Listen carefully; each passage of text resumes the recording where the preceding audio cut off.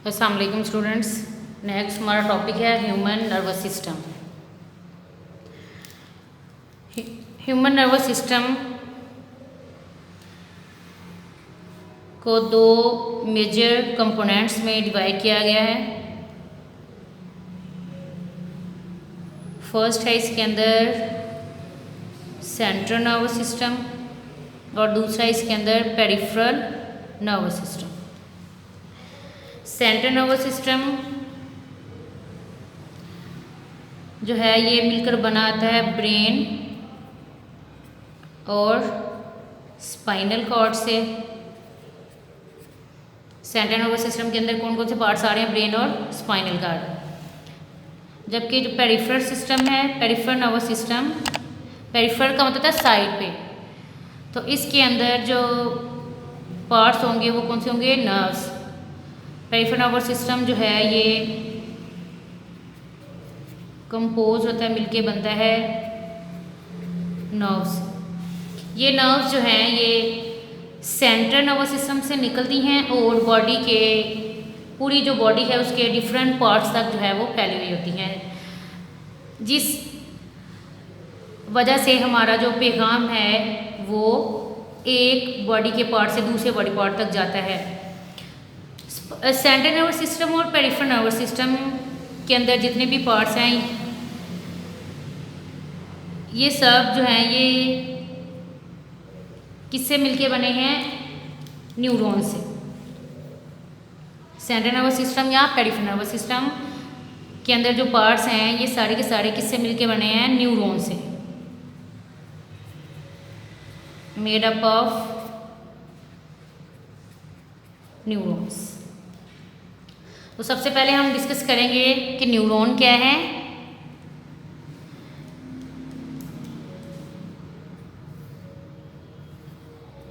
Neuron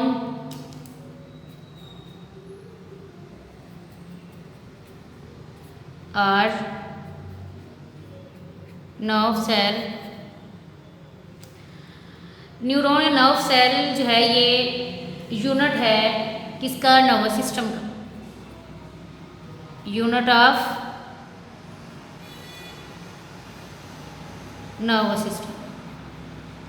जैसे हम cell को देखें, सेल जो है एक बेसिक स्ट्रक्चर फंक्शन यूनिट है लाइफ का। इसी तरह अगर हम न्यूरॉन सेल को देखें तो ये नर्वस सिस्टम का भी ये क्या है? बेसिक जो है वो यूनिट है, जिसके बगैर नर्वस सिस्टम काम नहीं कर सकता। जो ह्यूमन नर्वस सिस्टम है उसके अंदर तकरीबन बिलियंस की तादाद में न्यूरॉन्स मौजूद होते हैं। Billions of neurons are present in human nervous system। इंसान का जो नर्वस सिस्टम है उसके अंदर बिलियंस की तादाद में जो है वो न्यूरॉन्स मौजूद होते हैं। और इसके साथ जो है प्लस स्पोर्टिंग सेल्स यहाँ पे इनको क्या बोला जाता है? न्यूरोग्लियर सेल्स। काम बेसिकली इनका क्या है कि ये कंडक्ट करते हैं नर्व इम्पल्स। फंक्शन न्यूरॉन का कंडक्ट करते हैं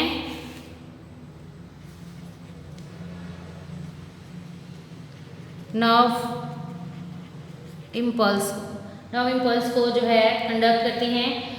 और कहाँ से? रिसेप्टर से कोऑर्डिनेटर के पास लेके जाते हैं। नर्व इम्पल्स को रिसीव करेंगे रिसेप्टर से। ये जो नर्व इम्पल्स है ये कहाँ से रिसीव करेंगे? रिसेप्टर से। सेंस ऑर्गन जो होंगे रिसेप्टर से फिर उसे किसके पास लेके जाएंगे? कोऑर्डिनेटर्स के पास। कोऑर्डिनेटर्स जो है फिर उसे किसके पास लेके जाएंगे? इफेक्टर्स के पास, जिस वजह से जो है वो कोई भी रिएक्शन या रिस्पॉन्स जो है वो शो होना होता है। नेक्स्ट है स्ट्रक्चर अगर हम देखें तो इसमें हमें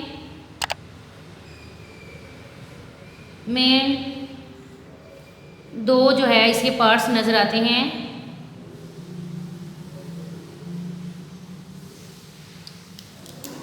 एक है सेल बॉडी और नीचे जो लेंथ वाइज है ये क्या है, ये एक्सोन। ऊपर वाला ये हिस्सा क्या है, सेल बॉडी, और नीचे जो लेंथ में है ये वाला जो हिस्सा ये क्या है, एक्सोन्स। सेल बॉडी के अंदर भी फर्दर पार्ट्स आते हैं। ज़्यादातर जो साइटोप्लाज्म है, मतलब साइटोप्लाज्म जो है ये किसके अंदर आता है, सेल बॉडी में। इसके अलावा इसमें न्यूक्लियस होता है एक्टिविटीज़ को कंट्रोल करने के लिए। न्यूरॉन के स्ट्रक्चर में हमें कुछ उभार से नज़र आते हैं, दो तरह के, ऊपर भी हैं और ये एक यहाँ पे नीचे। ये ऊपर जो उभार हैं ये एक्सटेंशन जो हैं इनको कहते हैं डेंड्राइट्स, और नीचे की तरफ जो है ये क्या है, ये एक्सोन है। न्यूरॉन सेल का अगर हम स्ट्रक्चर देखें तो इसमें डिफरेंट एक्सटेंशन जो निकलती हुई हमें नज़र आती हैं। ऊपर सेल बॉडी के अंदर जो होंगी एक्सटेंशन वो क्या होंगी, डेंड्राइट्स, जो ऊपर सेल बॉडी में जो बार होंगे। नीचे लेंथ वाला जो स्ट्रक्चर है वो क्या है, एक्सोन। तो दूसरा जो उभार है, जो दूसरी एक्सटेंशन है वो क्या है, एक्सोन है। डेंड्राइट का काम क्या है कि ये कैरी करते हैं नर्व इम्पल्स को।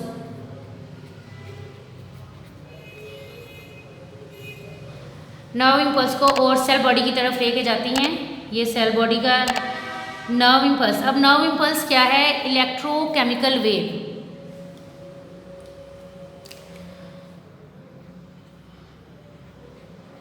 इलेक्ट्रोकेमिकल वेव,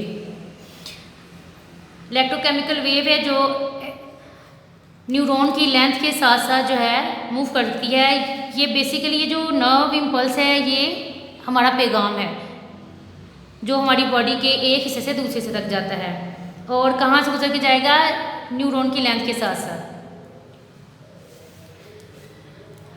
उसके बाद एक्सोन। एक्सोन क्या करते हैं, ये कंडक्ट करते हैं नर्व इम्पल्स को away from the cell body, मतलब सेल बॉडी से नर्व इम्पल्स को दूर लेके जाते हैं।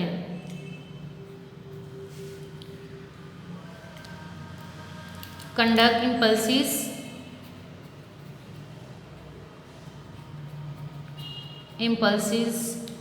Away from cell body. Axon में अगर हम देखें तो उसके अंदर भी डिफरेंट पार्ट्स नज़र आते हैं।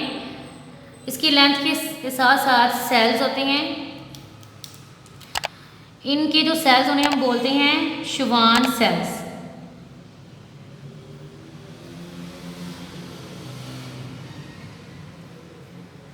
श्वान सेल, श्वान साइंटिस्ट का नाम है जिसके नाम पे सेल से सबसे पहले डिस्कवर किया था। श्वान सेल, यहाँ पे इसको क्या बोलते हैं, न्यूरोग्लियल सेल्स। इसकी ये लेंथ है, लेंथ के ऊपर वक्फे से श्वान सेल या न्यूरोग्लियल सेल मौजूद होते हैं। इन सेल्स के ऊपर फैट्स की लेयर सिक्रीट होती है, बनती है। यहाँ पे सेल्स के ऊपर फैट की लेयर बन जाती है।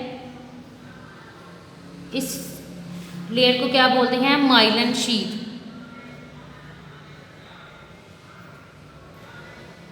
Myelin sheath.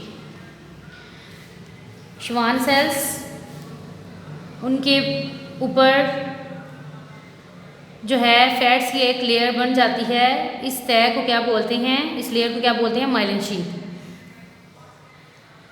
इन एरियाज में माइलिन शीथ जहाँ जहाँ होंगी वहाँ पे नर्व इम्पल्स जो है ये क्योंकि ये इलेक्ट्रिकली जो है वो चार्ज होती है, तो ये माइलिन शीथ जो है ये इंसुलेटर का काम करती है।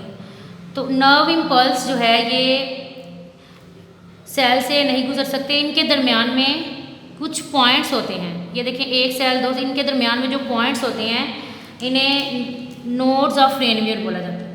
ये पॉइंट्स यहाँ पे ये देखें, nodes of Ranvier. Ranvier scientist का नाम है जिसने इसे डिस्कवर किया था। सेल्स के दरमियान कुछ पॉइंट्स होते हैं, वक्फे समझे, इंटरवल्स, जहाँ जो क्या कहलाते हैं, नोड्स ऑफ रेनवियर। तो क्योंकि ये जो लेयर है ये इंसुलेटेड है, तो इन सेल से जो नर्व इम्पल्स है गुजर नहीं सकती, तो क्या करती है, इन सेल के ऊपर से जंप करके जाएंगी। ये जो नर्व इम्पल्स है इलेक्ट्रिकली चार्ज नर्व इम्पल्स फिर क्या करेगी, ये नोड टू नोड मूव करेगी, मतलब जंप करेगी। जंप करने की वजह से ये क्या होंगी, साल्टेटरी इम्पल्सिस या जंपिंग इम्पल्सिस। जंप करने की वजह, यहाँ देखिए नोड टू नोड जंप करेंगी, तो जंप करने की वजह से ये क्या कहलाएंगी, साल्टेटरी और जंपिंग इम्पल्सिस। अब इसका फ़ायदा क्या है, जब ये जंप करती हैं तो क्या होता है, जो स्पीड होती है, फंक्शन इसका कि ये स्पीड अप कर देती है नर्व इम्पल्स। नर्व इम्पल्स की जो स्पीड होगी ना, पैगाम पहुंचाने की, वो क्या हो जाएगी, इंक्रीज हो जाएगी। इस वजह से स्पीड जो है वो क्या हो जाती है, इंक्रीज हो जाती है, किसकी, नर्व इम्पल्स की, और हमारा जो पैगाम है वो बहुत जल्द तक एक हिस्से से दूसरे हिस्से तक पहुंच जाएगा। साल्टेटरी इम्पल्सिस, ये आपका शॉर्ट क्वेश्चन भी है बच्चों और इम्पोर्टेंट है, आपने इसको याद करना है। अक्सर शॉर्ट क्वेश्चन में डेंड्राइट्स का फंक्शन आ जाता है या इसके पार्ट्स का नाम पूछा जाता है, तो पार्ट बेसिकली क्या है, सेल बॉडी और एक्सॉन, फंक्शन आ जाता है। पूरे का पूरा स्ट्रक्चर भी जो है ये इंपॉर्टेंट, ये आपका लॉन्ग क्वेश्चन भी है, ठीक है। आपने इसको अच्छी तरह से याद भी करना है और डायग्राम के साथ जो है ये लिखना भी है। अल्लाह हाफिज़।